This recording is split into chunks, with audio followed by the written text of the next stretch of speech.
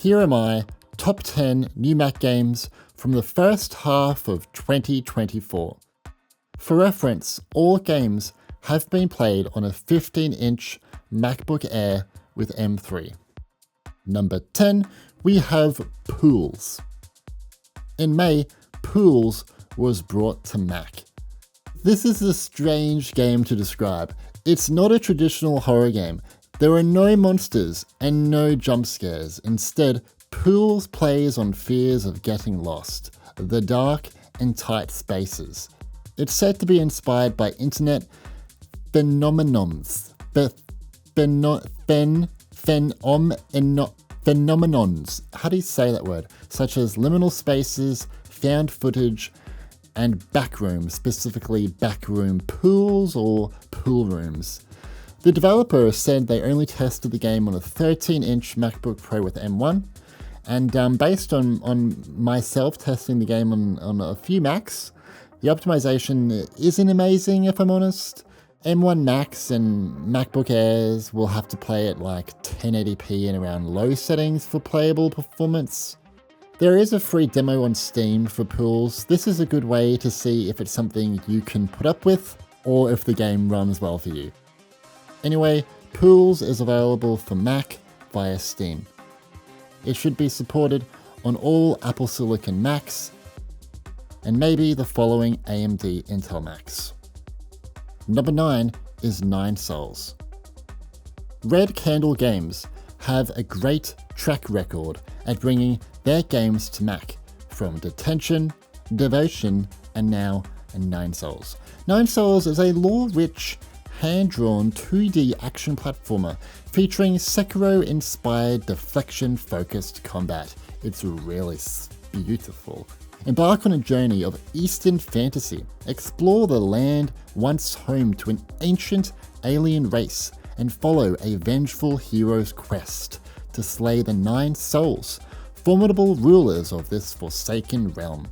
I just love the art style, tight combat, and the variety of enemies here. This is on the level of Dead Cells, Hollow Knight, or Katana Zero. It's really well polished. So give it a go if you're into this genre of games, or you're going to miss out on a really good time. 9 Souls is available for Mac via Steam. The game should be supported on a wide range of Macs. Number 8, we have Moonbreaker. In February, Moonbreaker went out of early access. Moonbreaker is a turn-based strategy, tactical skirmish game. It is designed to be a true digital miniatures experience set in an expansive sci-fi universe crafted by someone called Brandon Sanderson. Direct captain and crew in gripping, ever-changing competition and adventure. It's a pretty underrated game, I think. I don't see enough people talking about it, especially for the Mac version. You know, it's really good. Give it a go. It's brought to you by Unknown Worlds Entertainment, the people behind the Subnautica series, which is also on Mac. The game also has a really good optional tutorial missions.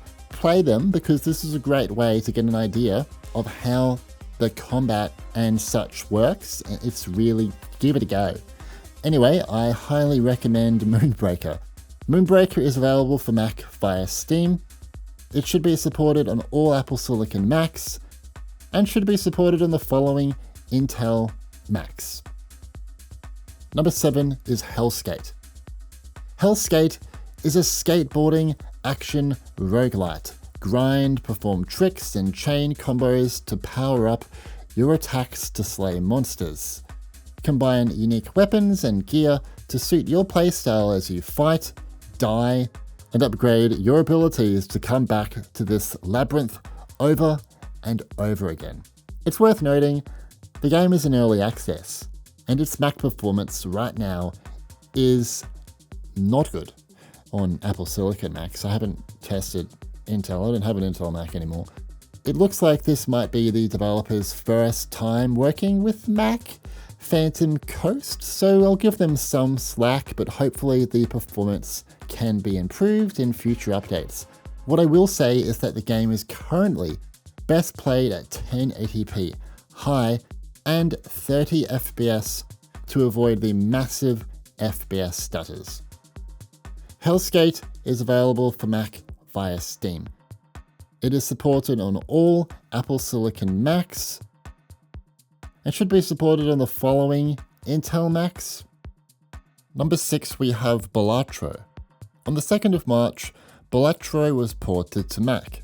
I have to thank my good friend and fellow Mac gaming YouTuber, MacProTips, for this gameplay. I'm terrible at this game. I tried to play it for like 30 minutes and I just couldn't work out what was going on. But MacProTips remotely connected to my M3 MacBook Air and showed me how to play it. Thank you. Balatro is a poker roguelike where you combine valid poker hands with unique joker cards in order to create varied synergies and builds. Earn enough chips to beat devious blinds, all while uncovering hidden bonus hands and decks as you progress. Balatro is not a demanding title. No, it's just a quirky card game after all, so it has amazing performance on anything. Balatro is available for Mac via Steam. It should be supported on a wide range of Macs out there. Number 5 is Songs of Conquest. In May, Songs of Conquest went out of early access. Songs of Conquest is a turn-based strategy game inspired by 90s classics.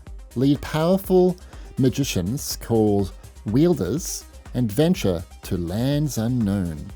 Wage battles against armies that dare oppose you. Hunt for powerful artifacts and expand your territory.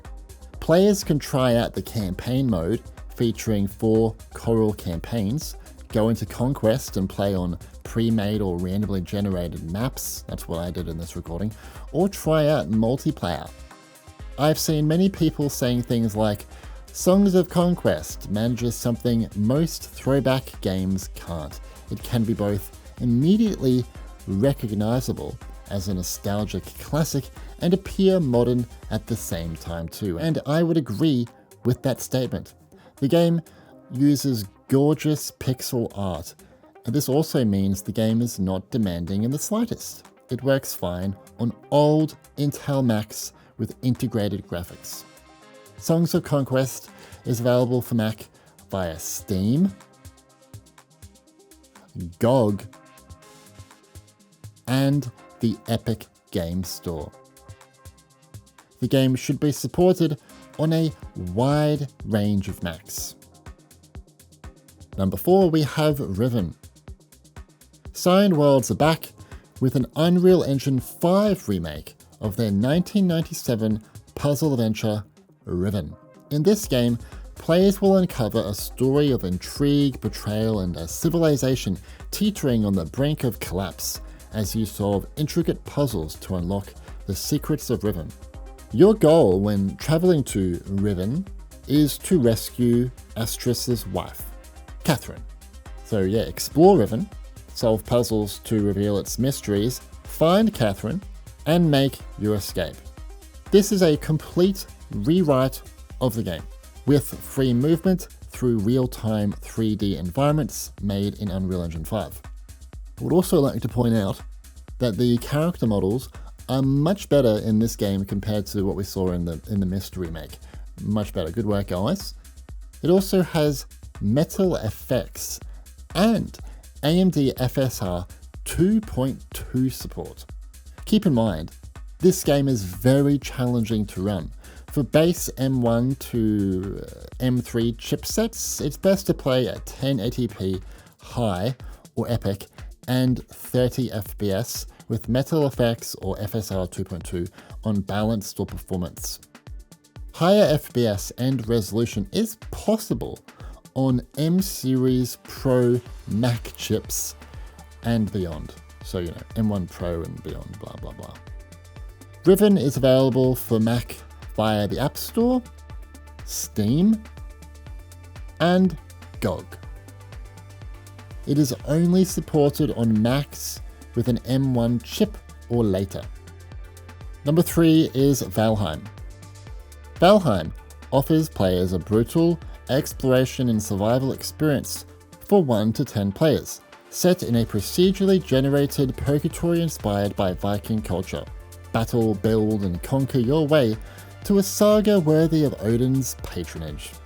I was joined by YouTuber MacProTips and his friend Jay Fishin. They helped me to record some gameplay. What do we got here? We got a boss battle encounter. MacProTips and Jay Fishin died immediately, and then I was by myself, and it was really scary. And then we went sailing on a lovely boat, and that was fun. It took a while to work out how to get it going, but we got there. Then we went and met a Leviathan. Is that how you say it? It's this giant turtle thing. Then MacProTips died somehow. And we also just were chilling at base and having a good old time. It was fun. Thanks for joining me, guys. Jay Fishin did all the work here. The performance of Valheim is acceptable on Mac. Even a MacBook Air can maintain around 60 FPS at 1080p balanced after many hours of gameplay, and I think that's really cool. Now, yes, there will be random stutters. That's pretty normal for a game like this. Anyway, Valheim is available for Mac via the App Store and Steam. It is supported on all Apple Silicon Macs and should be supported on the following Intel Macs. Number 2, we have Resident Evil 7. Now, yes, I know, this game released on the 2nd of July, so technically it's not from the first half of 2024. But I think it would be stupid of me not to include it in this video. Moving past that, after the release of RE Village on Mac back in 2022, I hoped we would also get the previous game eventually, because in some ways I wanted to complete the story of Ethan Winters on Mac. And it was weird having RE Village but not RE7 because that's the next game in the story, and it was weird.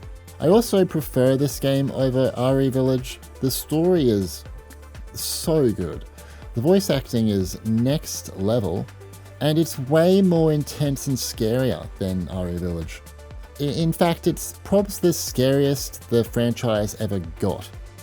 This is a universal app as well between Mac, iPhone and iPad, so when you buy it, you get it on all those Apple platforms. It's a great Mac port too, with Metal 3 support and Metal effects.